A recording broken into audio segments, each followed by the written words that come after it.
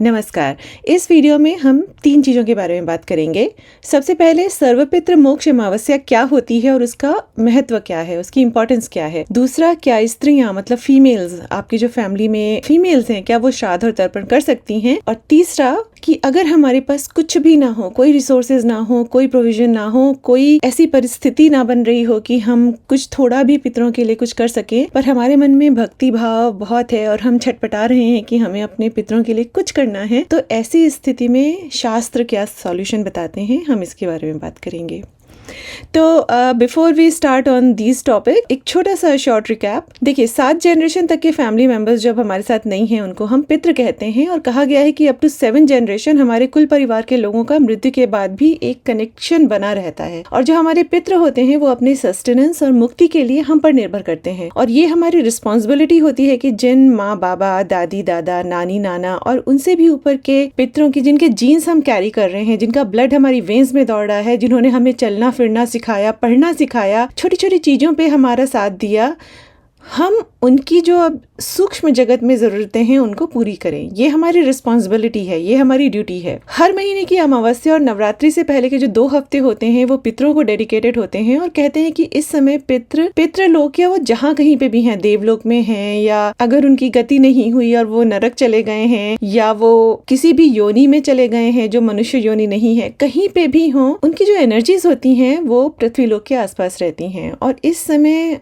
हम जो भी कुछ उनके लिए करते हैं वो उनको डायरेक्टली मिल जाता है, चाहे वो कहीं पे भी हो। तो इस समय किया गया कोई भी पितृ कार्य स्पेसिफिकली उनको तृप्ति देता है। और ये बेसिकली बहुत इंपॉर्टेंट होता है कि हम इस समय पितरों के लिए कुछ करें। और कुछ लोगों को ये डाउट होता है कि अरे, हमने हमारे जो मेंबर थे उनकी डेथ हो गई, उसके बाद फिर हमने उनका साल भर के बाद बरसी कर दी थी, तब श्राद्ध किया था, उससे पहले भी श्राद्ध किया था, तो क्या अब हमें करने की जरूरत है? तो द आंसर इज कि टेक्निकली आप हर रोज कर सकते हैं। हर रोज ना कर पाए तो छोटा सा श्राद्ध होता है, छोटा सा तर्पण होता है, उसमें कुछ नहीं होता है। आपको बस अपने हाथ में थोड़ा सा जल लेके, तिल लेके आपको अपने पितरों के लिए तर्पण करना होता है। अगर आप वो भी नहीं कर सकते हैं तो आप हर महीने की अमावस्या को कुछ कर सकते हैं। हर महीने की अमावस्या भी पॉसिबिलिटी नहीं है तो जो साल में एक बार ये पितृ पक्ष पड़ता है, इसमें कुछ ना कुछ आपको करना जरूर चाहिए। और क्यों करना चाहिए? The first reason is because it's your responsibility, it's your duty. The second reason is कि पितृ दोष। मान लीजिए आप कुछ नहीं करते हैं, बट नवरात्रि में आप चाहते हैं कि आप बड़ी से बड़ी शक्ति साधना करें,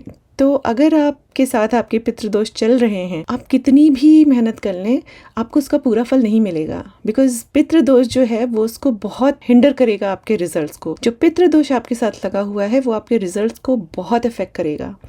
सी, it's a normal play of energies. एक सर्टेन हायरार्की होती है, लेवल्स होते हैं हर एक के। अगर आप जो टॉप मोस्ट एनर्जीज जो हैं, मान लीजिए आप माँ भगवती, माँ काली, माँ चंडी, इन सब की आप साधना आराधना करना चाहते हैं और आप चाहते हैं कि आप उनकी एनर्जीज को अप्रोच कर सकें। बट जो लोअर लेवल पे हैं, थोड़ा सा हमारे जो पितृ हैं, जो पितृ लोक में हैं या कहीं और हैं, they are carrying certain energies too. और उनमें बहुत ये कैपेबिलिटी होती है कि वो हमारी डे टू डे लाइफ को अफेक्ट कर सकें, बिकॉज हमारा उनके साथ एक डायरेक्ट कनेक्शन है और वो उनके मरने के बाद भी रहता है। अगर हम उनको अवॉइड करेंगे, उनकी नीड्स को अवॉइड करेंगे, उनकी नेसेसिटीज को अवॉइड करेंगे, उनको कम्प्लीटली इग्नोर करेंगे, तो चेन जो आपकी ऊपर तक जा रही है, यहाँ पे ही आपका फर्स्ट जो आपका ब्रेक लग रहा है वो तो यहीं पे लग रहा है। तो not only it is your responsibility and duty, it is also very necessary कि before starting any high level shakti sadhana, आप अपना पितृ दोष जो हैं उसको रेक्टिफाई करें। एंड दिस पितृ पक्ष is really very important for that. देखिए, पितृ दोष क्या होता है? जब हमारे कुल परिवार में पितृ से रिलेटेड कोई भी अनरिजॉल्व्ड इश्यूज होते हैं, जैसे हमारे पितरों की गति नहीं हो रही है और हम we are not doing anything about it. या सोचिए कि मान लीजिए किसी की डेथ हुई और आपने उनका दाह संस्कार या श्राद्ध तर्पण ठीक से नहीं हो पाया किसी वजह से, और उनका वार्षिक श्राद्ध भी ठीक से नहीं हो पा रहा है, तो ये जो धीरे धीरे जो ये इश्यूज होते हैं, ये धीरे धीरे पाइलअप होके बड़े इश्यूज बन जाते हैं। और मुझे तो ये भी लगता है, मेरा पर्सनली अपना मानना है कि अगर हम अपने पेरेंट्स का, जब वो हमारे साथ हैं और हम उनका ठीक से ख्याल नहीं रखते हैं, उनका मान सम्मान नहीं करते हैं, उनकी जो जरूरतें हैं जब वो हमारे ऊपर डिपेंडेंट हैं, हम उनको नहीं देखते हैं, उनको हॉस्पिटल जाना है, बीमार है, एंड हम उसको बस इग्नोर करते रहते हैं, तो that also goes somewhere on your part. वो भी आपके पितृदोष में कभी ना कभी किसी ना किसी समय आएगा ही आएगा। तो पितृ और पितृदोष को बहुत सीरियसली लेना चाहिए। और इसके जो सिम्टम्स होते हैं वो बहुत सिंपल सिम्टम्स हैं, जैसे आपके परिवार में वृद्धि नहीं हो रही है, स्पेसिफिकली बच्चों से रिलेटेड प्रॉब्लम्स बार बार आ रही हैं, बार बार बीमार पड़ रहे हैं, उनकी पढ़ाई लिखाई अफेक्ट हो रही है, फैमिली में यूनिटी नहीं है और म्यूचुअल रिस्पेक्ट नहीं है। ये जो सब प्रॉब्लम्स होती हैं इनमें पितृदोष भी कभी ना कहीं रीजन होता है। और फिर पितृदोष आपकी साधना अनुष्ठान को भी बहुत प्रभावित करते हैं। आप साधना कर रहे हैं और आपको रिजल्ट्स नहीं मिल रहे हैं, पितृ ऊर्जा और प्रभाव आपके सबसे ज्यादा करीब होता है। आप देव उपासना करते हैं, महादेवों और महाशक्तियों की उपासना करना चाहते हैं, लेकिन आप अपने पितरों को ही निग्लेक्ट और इग्नोर कर रहे हैं, तो यहाँ से एनर्जी बैलेंस गड़बड़ होना शुरू हो जाता है। देखिए, like I said, divine energies की एक हायरार्की है, एक सीक्वेंस है।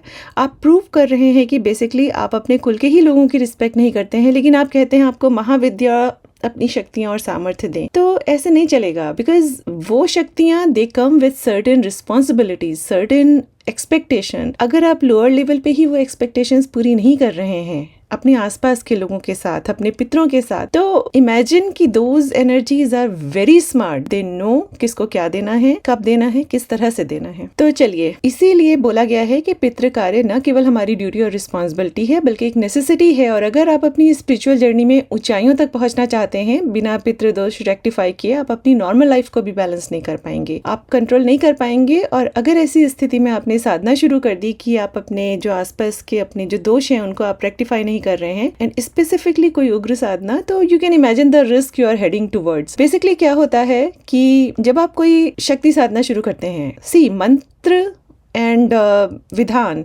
if you are following them properly they are going to work, but first thing they will do is कि आपको फिक्स करना, आप के जो दोष हैं उन सबको फिक्स करना। See you are here with a certain set of karma, प्रारब्ध लेके आप अपना आए हैं। जितना आपको मिलना है आपको मिलना है, लेकिन अगर आप कुछ ऐसा कर रहे हैं कि जिससे आपको ज्यादा मिले, तो उसके लिए पहले आपको अपने कर्मों को काटना पड़ेगा, नेगेटिव कर्मों को, and that process itself is not very easy. तो इसीलिए कई बार क्या होता है कि आपने साधना शुरू की एंड प्रॉब्लम्स है वो खूब सारी आनी शुरू हो रही हैं, तो द रीजन कुड बी कि आपके नेगेटिव कर्मस जो हैं वो क्लिंज हो रहे हैं।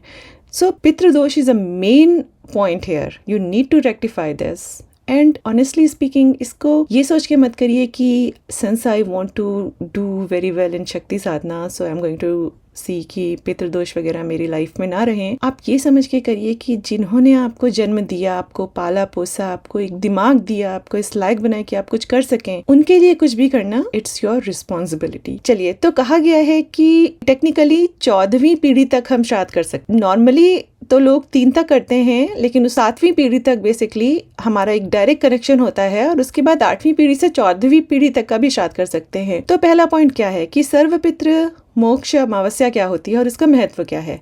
इस वीडियो में मैंने कोशिश की है कि अगर आपको कुछ नहीं पता है, आपके पास ज्यादा रिसोर्सेज भी नहीं है, आपके पास ज्यादा टाइम भी नहीं है, तो उन सिचुएशंस में आप क्या करें। And then the other point is कि अगर मान लीजिए आपके घर में कोई पुरुष नहीं है या कोई इंटरेस्टेड ही नहीं है श्राद्ध करने के लिए, तो और आप एक स्त्री हैं, आप कुछ करना चाहती हैं अपने पेरेंट्स के लिए, तो आप क्या कर सकती हैं। ये सब चीजें मैंने कवर करने की कोशिश की है। So the first thing is Sarvapitri Moksha Amavasya क्या होती है और इसका महत्व क्या है। देखिए, पितृपक्ष जो होता है वो 15-16 दिन का समय होता है, और उसमें अमावस्या की जो तिथि होती है उसके लिए बोला गया है कि यदि कोई संपूर्ण तिथियों पर श्राद्ध करने में सक्षम न हो, तो वो मात्र अमावस्या तिथि पर सभी के लिए श्राद्ध कर सकता है। अमावस्या तिथि पर किया गया श्राद्ध परिवार के सभी पूर्वजों की आत्माओं को प्रसन्न करने के लिए पर्याप्त है। जिन पूर्वजों की पुण्य तिथि पता ही नहीं है आपको, उनका श्राद्ध भी आप अमावस्या तिथि पर कर सकते हैं, और इसीलिए इस अमावस्या श्राद्ध को सर्वपितृ मोक्ष अमावस्या के नाम से भी जाना जाता है।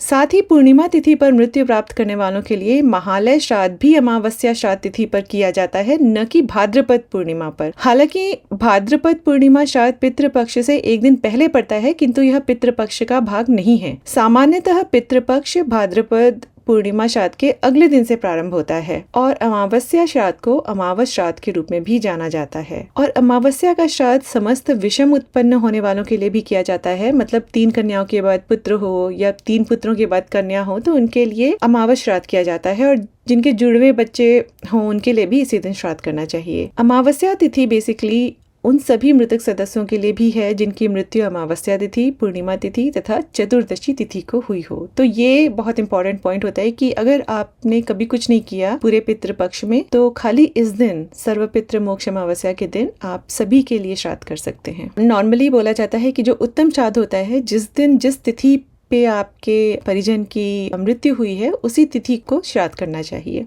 Now coming to our second point कि क्या स्त्रियां मतलब घर की महिलाएं श्राद्ध तर्पण कर सकती हैं। So in plain words, yes they can do it, but in certain situations and after following a certain hierarchy. So basically शास्त्रों में जो हायरार्की दी गई है और जो बताया गया है, उसमें बोला है क्लियरली कि महिलाएं कर सकती हैं, लेकिन तभी जब घर में पुरुष ना हो जो करना चाहते हैं या करते हैं। लेकिन उनमें भी सबसे पहला जो अधिकार होता है वो होता है पुत्र को, और पुत्र में भी जो सबसे बड़ा पुत्र हो, और उसके बाद पौत्र, प्रपौत्र मतलब पोता, परपोता, फिर पुत्री का पुत्र, भाई का पुत्र, पिताजी, बहन का पुत्र, पत्नी, यहाँ पत्नी आती हैं अब, माता, पुत्र वधू और बहन।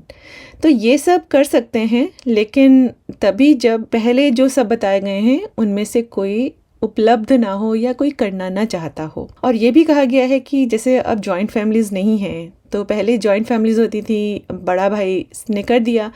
अब लेकिन जब सब अलग अलग रहते हैं, न्यूक्लियर फैमिलीज हैं, तो अपने घर में सबको करना चाहिए। फिर अब शास्त्रों में एग्जैक्टली क्या लिखा है ये भी मैं आपको पढ़ के बताती हूँ। लिखा है, पिता का सपिंडीकरण सदैव पुत्र करे, यदि पुत्र नहीं है तो स्वयं उसकी पत्नी उस क्रिया का निर्वाह करे। पुत्र न रहने पर बड़े भाई का सपिंडीकरण छोटा भाई करे, उसके अभाव में भतीजा या पत्नी उस कर्म को करे। मनु ने कहा है कि यदि सहोदर भाइयों में से किसी एक का भी पुत्र है तो सभी भाई पुत्रवान हो जाते हैं, और यदि सभी भाई पुत्रहीन हैं तो उनका सपिंडीकरण उनकी पत्नी को करना चाहिए, और अगर पत्नी नहीं करना चाहती हैं तो वो पुरोहितों से कराएं। एक जगह लिखा है, यह अर्घव दैहिक संस्कार पुत्र के द्वारा अपेक्षित है, उसके अभाव में पत्नी को करना चाहिए। पत्नी के न होने पर शिष्य, उसके न होने पर सहोदर भाई कर सकता है। और एक और जगह लिखा है जहाँ श्री कृष्ण कहते हैं कि हे खगेश, जो मनुष्य मर जाता है उसका अर्घव दैहिक कार्य पुत्र, पौत्र, प्रपौत्र, भाई की संतान अथवा सपिंड या जाति के लोग कर सकते हैं। इन सभी के अभाव में समानोदक संतान इस कार्य को करने का अधिकारी है। यदि दोनों कुल मतलब मातृकुल और पितृकुल के पुरुष समाप्त हो गए हों तो स्त्रियां इस कार्य को कर सकती हैं। यदि मनुष्य ने इच्छा पूर्वक अपने सभी सगे संबंधियों से अपना संबंध विच्छेद कर लिया है तो उसका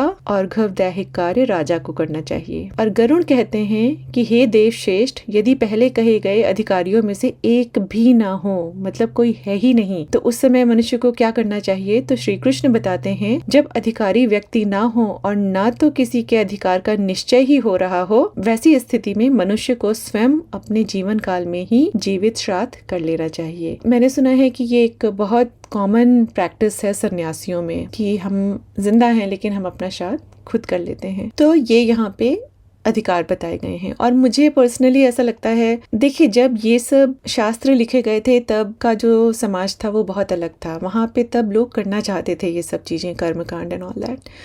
अब का जो समाज है, बहुत सारे लोगों को तो ये भी नहीं पता होता है कि श्राद्ध क्या होता है, क्यों किया जाता है, कब करें, कैसे करें, किसको करना चाहिए, एक बार कर दिया तो हो गया या हमें बार बार करना चाहिए। अगर पता भी हो तो भाव नहीं है, श्रद्धा नहीं है, विश्वास नहीं है, मानने को तैयार नहीं होते हैं कि ये जो रिचुअल्स हैं ये किस तरह से जाके कहाँ सूक्ष्म जगत में कैसे काम करेंगे, मानने को कोई तैयार नहीं होता है कई बार। तो ऐसी स्थिति में अगर आप स्त्री हैं और आप कुछ करना चाहते हैं अपने पितरों के लिए, तो आप सिर्फ जल और तिल लेके तिलांजलि करिए और उनके बारे में सोचिए। दान कर सकती हैं तो दान करिए, उनको जरूर कुछ ना कुछ तृप्ति मिलेगी, ये ऐसा मुझे लगता है। चलिए, coming to the third point, because this is really beautiful and this point is really going to make you love our Sanatan Dharma. आपको प्राउड होगा कि हमारे शास्त्रों में कितनी अच्छी अच्छी बातें लिखी हुई हैं। तो द पॉइंट इज कि अगर हमारे पास कोई भी रिसोर्सेज नहीं है, मान लीजिए आप एक वर्किंग प्रोफेशनल हैं, आप होम मेकर हैं, आप स्टूडेंट हैं, आपके मन में कुछ हो रहा है कि आपको अपने पितरों के लिए कुछ करना है, बट ना तो आपके पास जगह है, ना आपके पास रिसोर्सेज हैं, ना आपको परमिशन है, कुछ भी नहीं है आपके पास। तो ऐसी स्थिति में शास्त्र क्या सॉल्यूशन बताते हैं, हम इसके बारे में बात करेंगे। ये मैं आपको विष्णु पुराण से पढ़कर सुना रही हूँ and I am going to read it as it is, ताकि आपको पता चले कि उसमें क्या लिखा है। तो कहा गया है, कि पितृगण सर्वदा यह गान करते हैं कि वर्षा काल के मघगा नक्षत्र में तृप्त होकर फिर माघ की अमावस्या को अपने पुत्र पौत्रादि द्वारा दी गई पुण्य तीर्थों की जलांजलि से हम कब तृप्ति लाभ करेंगे। मतलब वो बोल रहे हैं कि कब हमारे जो पुत्र या पौत्र हैं वो हमें कब जलांजलि देंगे। विशुद्ध चित्त मतलब बिल्कुल शुद्ध मन, शुद्ध धन मतलब सही तरीके से कमाया गया धन, प्रशस्त काल मतलब सही समय, जैसे अभी पितृपक्ष है, पितरों के लिए है। उपयुक्त विधि, एक विधि बताई गई है। योग्य पात्र जो मतलब श्राद्ध तर्पण करने का अधिकारी हो, और परम भक्ति मतलब जिसमें भक्ति है, न केवल रिचुअल्स के लिए, पितरों के प्रति भी। ये सब मनुष्य को इच्छित फल देते हैं। उसके बाद कहते हैं, बहुत ध्यान से सुनिएगा, this is really very beautiful, कि हे पार्थिव, अब तुम पितृगण के गाए हुए कुछ श्लोकों का श्रवण करो। उन्हें सुनकर तुम्हें आदर पूर्वक वैसा ही आचरण करना चाहिए। तो पितृगण क्या कहते हैं? पितृगण कहते हैं, हमारे कुल में क्या कोई ऐसा मतिमान धन्य पुरुष उत्पन्न होगा जो वित्त लोलुपता को छोड़कर हमें पिंडदान देगा। मतलब क्या हमारे कुल में कोई ऐसा होगा जो लालच छोड़कर हमें पिंडदान देगा उस समय, जो संपत्ति होने पर हमारे उद्देश्य से ब्राह्मणों को रत्न, वस्त्र, यान और संपूर्ण भोग सामग्री देगा। मतलब अगर उसके पास रिसोर्सेज हैं, उसके पास धन है इतना कि वो ब्राह्मणों को दे सके कुछ दान, तो क्या वो हमारे लिए ब्राह्मणों को दान देगा? अथवा अन्न, वस्त्र, मात्र वैभव होने से जो श्राद्ध काल में भक्ति विनम्र चित्त से उत्तम ब्राह्मणों को यथाशक्ति अन्न ही भोजन कराएगा। तो आगे वो कहते हैं कि मान लो उसके पास खाली इतना ही सामर्थ्य है कि उसके पास सिर्फ अन्न और वस्त्र हैं, तो क्या वो श्राद्ध काल में भक्ति और विनम्रता के साथ उत्तम ब्राह्मणों को, देखिए श्राद्ध में ब्राह्मण किस तरह का बुला रहे हैं, इस पे बहुत बहुत बहुत बहुत कुछ मैटर करता है। आपको इसकी भी, उनकी भी पूरे गुण बताए गए हैं। आपको देखना पड़ेगा कि आप एक सही ब्राह्मण को बुला रहे हैं। तो वो बोलते हैं कि तो क्या वो उत्तम ब्राह्मणों को यथाशक्ति सिर्फ अन्न का भोजन ही कराएगा हमारे लिए? फिर आगे कहते हैं कि अगर अन्नदान में भी असमर्थ है, अगर आप मान लीजिए आप में इतनी भी सामर्थ्य नहीं है कि आप एक ब्राह्मण को भोजन करा सकें, तो क्या वो किसी ब्राह्मण को कच्चा धान और थोड़ी सी दक्षिणा ही दे देगा हमारे लिए? और आगे वो बोलते हैं कि यदि थोड़ा सा कच्चा धान और दक्षिणा देने में भी आप असमर्थ हैं, तो क्या हमारे कुल के लोग किसी द्विज श्रेष्ठ को प्रणाम कर सिर्फ एक मुट्ठी तिल ही दे देंगे? देखिए कैसे वो बोल रहे हैं कि जितनी आपकी सामर्थ्य और क्षमता है उतना आप करिए श्रद्धा के साथ और सही इंसान को लेकर। आपको आडंबर करने की ज़रूरत नहीं है, आपको एलेबोरेट प्रोसेस करने की कुछ ज़रूरत नहीं है। आप सिर्फ, आपके मन में भाव है, भक्ति है, आप एक ब्राह्मण को एक मुट्ठी तिल ही दे देंगे तो वो भी उनको मान्य है और उनसे भी वो तृप्त होंगे हमारे पितृ। आगे सुनिए, कहते हैं अथवा हमारे उद्देश्य से पृथ्वी पर भक्ति विनम्र चित्त से 7-8 तिलों से युक्त जलांजलि ही देगा। तो अगर आपके पास एक मुट्ठी तिल भी नहीं है, आपके पास पानी है, जल है, और आपके पास सिर्फ 7-8 तिल के दाने हैं, वो कह रहे हैं हमें सिर्फ इतना ही जलांजलि दे दो, उतना भी हमें तृप्त करने के लिए काफ़ी है। और अगर मान लीजिए इतना भी नहीं आपसे हो पा रहा है, आपके पास तिल भी लेने के लिए पैसे नहीं है या नहीं हो पा रहा है किसी तरह, तो घास जो कि हर जगह होती है, तो वो कहते हैं और यदि इसका भी अभाव होगा तो कहीं ना कहीं से एक दिन का चारा लाकर प्रीति और श्रद्धा पूर्वक हमारे उद्देश्य से गौ को खिलाएगा। मान लीजिए आपके पास चारा भी आप पॉसिबिलिटी नहीं है, आप किसी अमेरिका में किसी सिटी में रहते हैं, आपको कुछ भी नहीं मिल पा रहा है, आप पूरा दिन सुबह से लेके रात तक आप काम करके आए हैं और आपके पास कोई साधन नहीं है कि आप कुछ भी कर सकें। आप सिर्फ अमावस्या को ध्यान दीजिए, पितृपक्ष में जो अमावस्या आएगी उसका ध्यान रखिए। और अगर कुछ ना भी हो तो देखिए अभी पितृ क्या बोलते हैं, आप ये तो बिल्कुल ही कर सकते हैं, और ये है कि इन सभी वस्तुओं का अभाव होने पर, आपके पास कुछ नहीं है, इन सभी वस्तुओं का अभाव होने पर जो वन में जाकर अपने कक्ष मूल को दिखाता हुआ, मतलब अपने दोनों हाथ ऊपर कर कर आप एक वन में जाइए, मतलब किसी एकांत जगह पे, नेचर में कहीं पे भी जाइए, दोनों हाथ ऊपर करिए और अपने कक्ष मूल को दिखाता हुआ सूर्य आदि दिक्पालों से उच्च स्वर में यह कहेगा, और सूर्य भगवान के सामने ये कहिए, मेरे पास श्राद्ध कर्म के योग्य न वित्त है, न धन है और न कोई अन्य सामग्री, अतः मैं अपने पितृगण को नमस्कार करता हूँ। वे मेरी भक्ति से ही तृप्ति प्राप्त करें। मैंने अपनी दोनों भुजाएं आकाश में उठा रखी हैं। I mean this one requires nothing. आपको कुछ नहीं चाहिए, आपको सिर्फ एक भाव चाहिए, आपको एक डेट याद रखनी है, आपको अपने पितरों के बारे में सोचना है, आपको एकांत में जाना है और सूर्य भगवान के सामने दोनों हाथ उठा के आपको कहना है कि मेरे पितृ मेरी भक्ति से ही तृप्त हो जाएं। और ये पितृ बोल रहे हैं कि अगर सिर्फ इतना भी करेंगे तो उससे हमें तृप्ति होगी। और आगे बोला जाता है, हे राजन, धन के होने अथवा न होने पर भी पितृगण ने जिस प्रकार बताया है वैसा ही श्राद्ध करना चाहिए। भक्ति और भाव में बहुत शक्ति है और इसके बारे में हम बाद में और बात करेंगे। चलिए मिलते हैं अगले वीडियो में। ओम नमः चंडिकाय।